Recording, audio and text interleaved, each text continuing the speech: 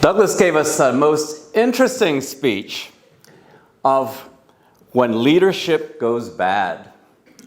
And let's take a look at some of the characteristics that great speakers use to do such an amazing speech.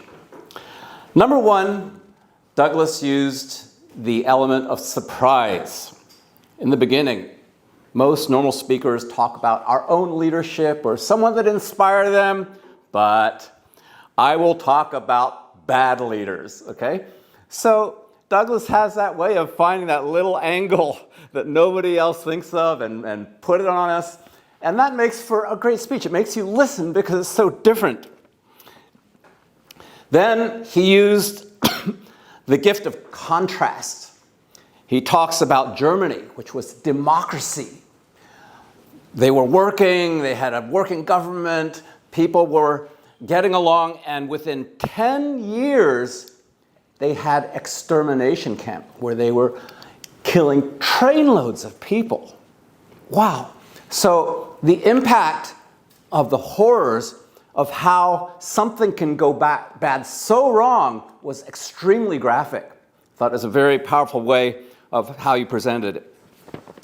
And then he talked about the techniques of, these were the techniques of terrible leaders. I'm one that always says, imitate the good until you are better than what you're imitating. But also, when we can hear stories about things that are so negatively bad or experience leadership that is so negatively bad, let's also make sure that we will never, ever follow those kind of footsteps. And then he also used the power of metaphors. The story of the frog in hot water, and when it's a contrast, it's really hot, you jump right out of it. But when you're there and it's comfortable and the water's slowly getting warm, you get used to the temperature, and pretty soon it gets so hot that it kills you. So that was a great use of the power of metaphor. So finally, he starts coming to the very sensitive point. Politics today, we find that the news stories is more interesting than a great movie of all the trauma and the turmoil and the surprises, because today's world that we live in with some very prominent leaders is extremely surprising and divisive. Some people love it, some people hate it.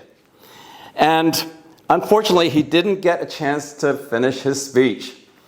Now, for 10 years, we have been very strict on when the bell rings, you stop mid-sentence.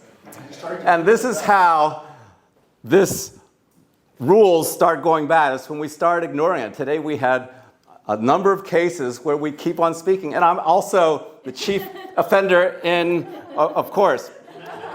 And that's it. Where's the love?